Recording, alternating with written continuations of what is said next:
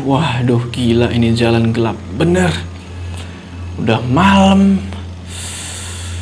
Woi, Jang. Jang, bangun, Jang. Temenin gue, Jang. Aduh. Punya kenek tidur mulu lagi. HP itu. Oke.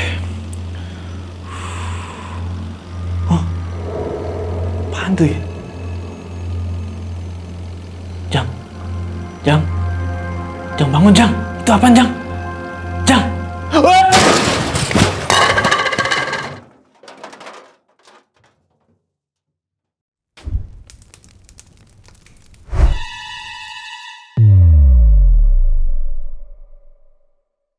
Assalamualaikum teman-teman, balik lagi sama gua Joe. Apa kabar kalian semua? Semoga kalian semua menonton video ini diberikan kesehatan, dilancarkan rezeki, dan selalu dimudahkan urusan-urusannya, dan selalu dilindungi dari segala mara bahaya yang ada di dunia ini. Oke, kembali lagi di House Horror, dimana di segmen ini gua akan menceritakan kayak biasa ya, cerita-cerita horor kalian yang mungkin aja nih terjadi sama gua. Pada kali ini ada cerita dari teman kita nih, yang namanya itu Zaini. Jadi Zaini ini punya bapak. Nah, bapaknya ini di tahun 2011 itu dulu pernah berprofesi menjadi sopir truk pengangkut ayam. Nah, ada kejadian yang menurut gua ya lumayan bikin merinding nih. Sama apa yang dialami oleh bapaknya Zaini. Yah, penasaran kan? Apa itu? Tonton video ini terus. Bagi kalian yang pengen berbagi cerita lewat channel ini, jangan lupa kalian bisa kirimin cerita horor kalian ke email di bawah ini ya. Yaudah, nggak usah lama-lama lagi. Udah siap? Mode horor aktif.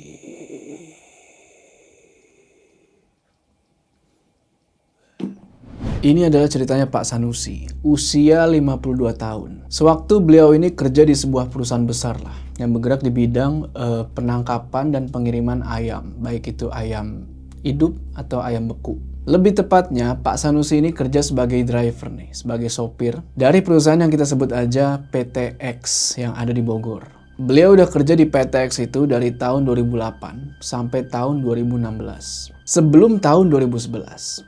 Pekerjaan beliau ya bisa dibilang normal-normal aja. Nggak ada kendala mistis atau kejadian yang aneh-aneh. Tapi di pertengahan 2011, semuanya berubah. Di tahun 2011, seperti yang gue bilang tadi, Pak Sanusi ini bertugas sebagai driver pengiriman ayam beku buat dikirimin ke supermarket besar. Nah, waktu itu beliau dapat tugas nih buat ngirimin ayam beku ke sebuah perusahaan yang ada di daerah Cibitung. Kita sebut aja PTY. Jalan nih, Pak Sanusi dari Bogor sama temannya satu lagi. Temannya ini jadi kenek ya istilahnya. Kita sebut aja namanya itu Ujang. Berangkat nih dari jam 8 pagi ke PTY. Awal perjalanan aman. Gak ada kejadian yang aneh-aneh. Gak ada kendala sama sekali sampai singkat cerita mereka tiba nih di PTY itu sekitar jam 11.30. Pas sampai ternyata mereka mesti ngantri dulu. Dan pas ngantri itu Pak Sanusi sama Ujang pun mutusin buat istirahat dulu nih. Makan terus lanjut sholat zuhur dan akhirnya di jam 1 siang baru mereka dapat giliran buat nurunin barang. Awal nurunin barang nih, normal aja, nggak ada kendala apa-apa.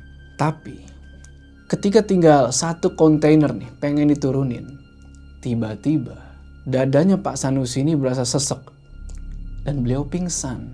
Nah, pas pingsan itu, beliau mimpi. Dia mimpi ngelihat area penurunan barang tersebut ya, perlahan-lahan itu berubah jadi kayak tempat pagelaran jaipong, dan suara-suara AC itu, lu tahu kan suara AC itu berubah jadi gamelan Sunda. Dan dari dalam gudang PTY itu keluar nih 4 orang penari, dan mereka 4-empatnya itu ngajakin Pak Sanusi nari. Dalam mimpi itu beliau ngerasa ini antara heran dan takut, tapi penasaran juga kayak ini tuh nyata apa bukan sih? Nggak terasa masih dalam mimpi itu tiba-tiba Pak Sanusi mulai nih ngikutin alunan gamelan Sunda itu dan mulai nari.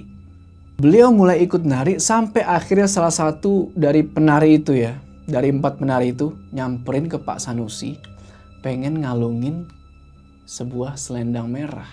Nah, di saat yang bersamaan Pak Sanusi ini ngedenger suara bisikan dari orang yang gak asing lagi buat dia.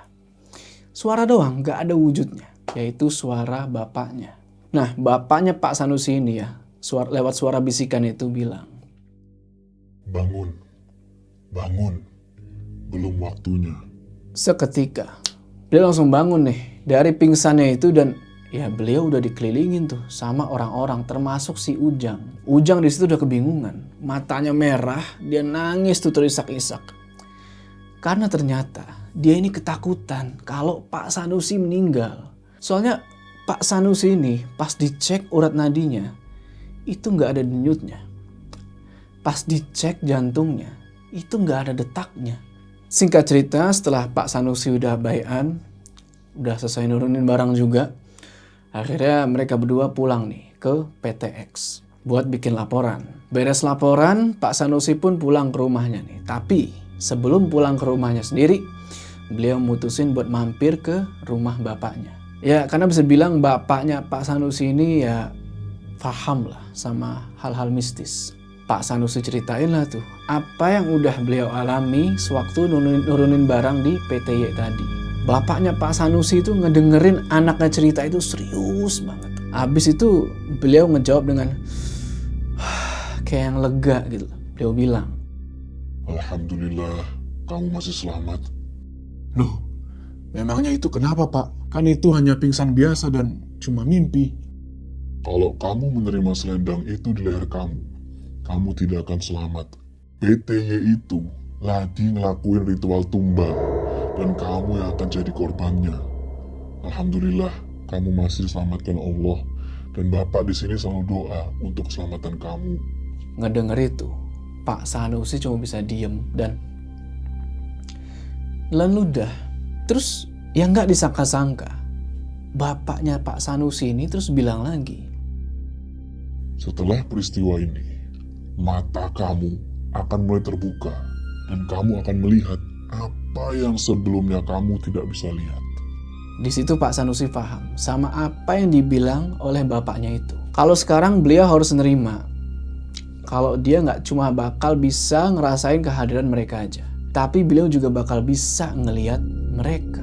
Singkat cerita, 2 bulan kemudian ya setelah kejadian itu, Pak Sanusi dipindahin nih ke bagian penangkapan ayam hidup. Dan di penangkapan ayam hidup ini, tujuannya itu bukan ke kota, tapi ke pelosok daerah, dan berangkatnya itu biasanya malam. Di hari pertama di bagian penangkapan ayam hidup itu, beliau dapat tugas nih buat pergi ke daerah Cigudeg, Bogor. Daerah Cigudeg itu bisa dibilang sekitar 2-3 jam lah dari pusat kota Bogor. Nah, beliau berangkat ke lokasi itu sekitar jam 11 malam. Dan beliau berangkat nggak sendiri. Seperti biasa, dia ini ditemenin sama Kenek. Kita sebut aja namanya itu Irman. Mulai nih, perjalanan dari Bogor. Jalan sampai di daerah Jasinga. Nggak terjadi kendala apa-apa. Dan si Irman di situ tidur pules. Ya mungkin dia kecapean ya. Secara Irman ini siangnya itu ada job lain. Lanjut perjalanan sampai akhirnya mereka ini tiba di suatu perkampungan. Dan itu perkampungan udah sepi banget. Ya mungkin karena udah jam 12 malam ya. Orang-orang udah pada tidur. Jalan terus sampai mereka tiba nih di suatu tikungan tajam. Di situ Pak Sanusi ngeliat ada sosok wanita yang lagi duduk di gorong-gorong. Tahu gorong-gorong kan yang buletan-buletan itu? Dia lagi duduk di atas gorong-gorong itu sambil ngayun-ngayunin kaki. Tapi posisi sosok wanita ini tuh lagi ngebelakangin dari arah mobilnya Pak Sanusi. Ngelihat sosok itu, ya beliau langsung kaget dong. Tapi di situ beliau berusaha buat tenang lagi. Beliau pelanin truknya dan beliau nyalain tuh lampu dim atau lampu jauh buat nyorot si sosok wanita itu. Makin jelas dong disorot kayak gitu kan. Jadi sosok wanita itu pakai daster warna putih. Dan yang bikin Pak Sanusi nahan nafas sampai merinding parah itu, sosok wanita itu punggungnya bolong dan ngeluarin darah. Gak lama, masih dalam posisi disorot nih sama Pak Sanusi pakai lampu jauh. Sosok wanita tuh nengok kayak gini. Dan senyumnya itu, lu tahu senyumnya Joker gak? Lebar kan? Terus ngeluarin darah.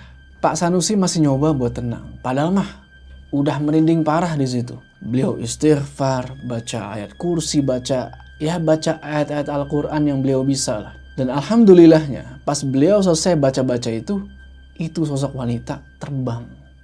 melayang, hilang di perbukitan. Cuma perginya dia ini yang ngeri.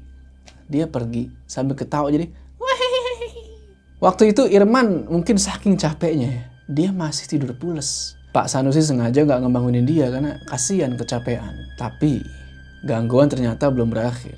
Kira-kira beberapa kilo dari Pak Sanusi ngelihat sosok wanita itu ya, lagi asik-asik nyetir nih kan. Nyetir. Tiba-tiba Pak Sanusi ini ngerasa kok kayak ada sesuatu yang aneh dari sebelah kiri. Tempat si Irman tidur. Beliau nengok lah tuh kan. Set. Irman kan lagi tidur ya. Tapi dia tidur itu lagi nyender.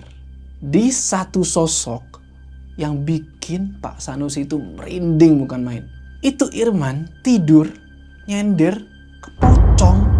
Pocong itu posisinya ada di tengah-tengah. Di deket tuas perseneling. Dalam hati Pak Sanusi bilang, bodoh amat lah. Gue gak mau nengok. Tapi ini sosok pocong. Ngeselin coy. Pas Pak Sanusi mau oper gigi nih. Itu pocong ngalangin. Akhirnya karena kesel nih. Beliau bilang, Woi, kalau mau numpang jangan di sini. Noh, di atas aja. Jangan di sini. Ganggu aja lo, gua mau bergigi. habis Pak Sanusi ngomong gitu, itu pocong hilang. Ya udah kan, aman tuh. Semoga. Kurang lebih beberapa kilo jalan lagi tuh. Pak Sanusi ketemu nih sama pengendara lain dari arah yang berlawanan. Yang anehnya, itu pengendara tiba-tiba teriak.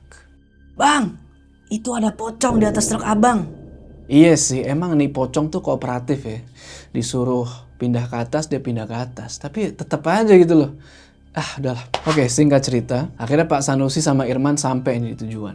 Dan soal pocong itu, nggak tahu lah dia turun di mana kan. Di situ beliau langsung ngebangunin Irman. Man, bangun.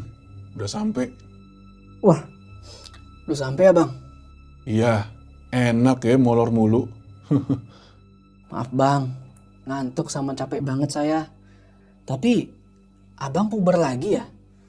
Kok pundak abang wangi banget melati tadi pas saya senderan? Ngaco lu. Coba lu pikir. Lu tidur dekat pintu kiri, gua di ujung pintu kanan.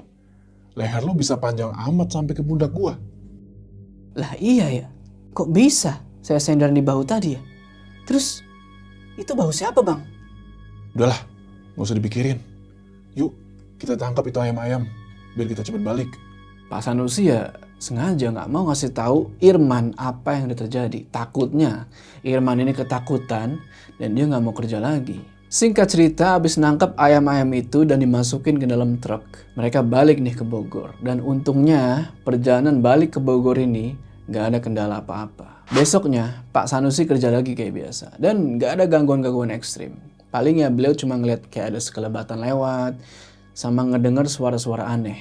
Sampai suatu ketika beliau ditugasin lagi nih buat ngelakuin penangkapan ayam di kandang yang lokasinya itu di ujung genteng Sukabumi. Rute dari Bogor menuju ke ujung genteng itu kira-kira itu 6 jam. Kalau lancar dan kecepatan normal. Bedanya kali ini, Pak Sanusi berangkat sendiri. Nggak ditemenin lagi sama kenek.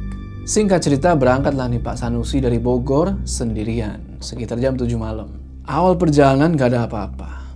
Sampai tiba di ujung genteng pun aman-aman aja. Sampai itu sekitar jam 1 malam. Dan setelah semua ayam-ayam itu udah dinaikin ke dalam truk, beliau pun buru-buru tuh langsung balik lagi ke PTX. Nah, pas lagi perjalanan pulang ini, tepatnya di daerah Pasir Piring, sekitar jam 2 malam, beliau ini tiba-tiba ngantuk banget. Sampai-sampai hampir ketiduran pas mobil masih jalan. Karena takut kejadian apa-apa, akhirnya beliau mutusin buat minggir sebentar dan tidur nih. Nah, di dalam tidur ini, beliau mimpi. Kali ini didatengin sama sosok wanita tua, pakai konde. Tapi anehnya, sosok wanita tua ini gak keriputan sama sekali. Gak kayak nenek-nenek pada umumnya. Terus, taunya sosok ini tua itu dari mana? Dari posturnya. Nenek-nenek itu terus masukin tangannya lewat jendela truk. Abis itu ngelus-ngelus dadanya Pak Sanusi. Di situ si nenek-nenek itu bilang pakai bahasa Sunda yang kurang lebih artinya kayak gini. Nak, bangun. Kamu belum waktunya di sini. Tuk, seketika Pak Sanusi bangun, terus dia noleh dong ke arah jendela. Itu jendela masih ketutup rapet. Terus gimana ceritanya, gimana caranya itu nenek-nenek bisa masukin tangannya? Itu dada masih berasa anget abis dielus-elus sama itu nenek. Di situ beliau bingung dong, yang barusan itu nyata atau cuma mimpi? Pas sudah sadar, beliau baru ngeh kalau ternyata beliau ini parkir truknya di depan jurang persis. Yang di bawahnya itu, menurut penglihatannya Pak Sanusi, itu ada curug atau air terjun. Indah banget. Kelihatan karena disinarin sama cahaya bulan. Sontak beliau langsung mundurin truk balik ke zona aman kan. Abis itu beliau ngelanjutin lagi perjalanan. Gak jauh dari lokasi Pak Sanusi berhenti di depan jurang. Ada warung kopi yang masih buka.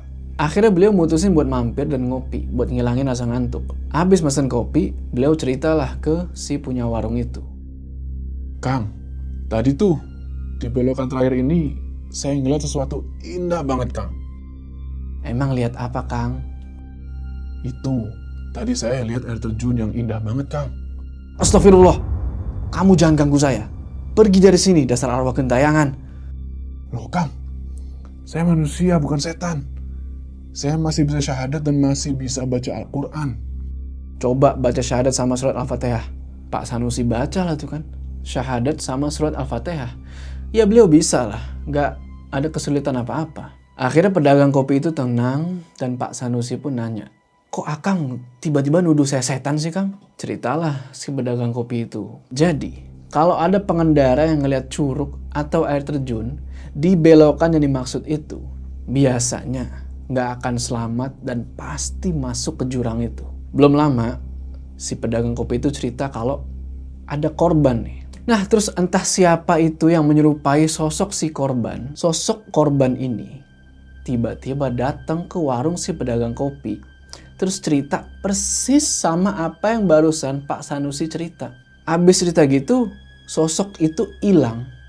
Ninggalin bau amis, kayak bau darah gitu. Makanya tadi si pedagang kopi itu ketakutan pas Pak Sanusi cerita kayak gitu. Setelah ngopi dan mata udah seger ya, Pak Sanusi pun melanjutkan perjalanan lagi balik ke PTX. Alhamdulillah, beliau sampai lagi di PTX itu selamat. Beliau pun pulang ke rumahnya.